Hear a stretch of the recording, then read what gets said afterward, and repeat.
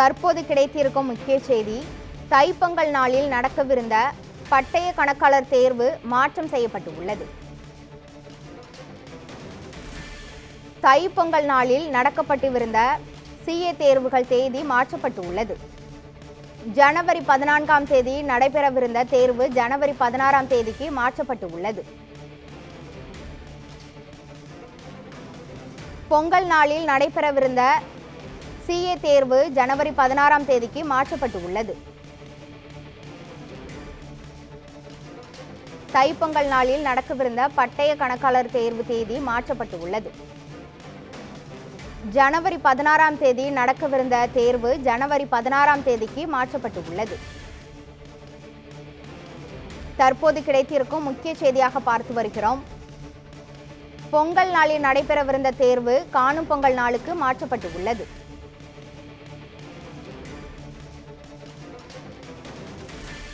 பொங்கல் நாளில் நடைபெறவிருந்த CA தேர்வு காணும் பொங்கல் நாளுக்கு மாற்றப்பட்டு உள்ளது.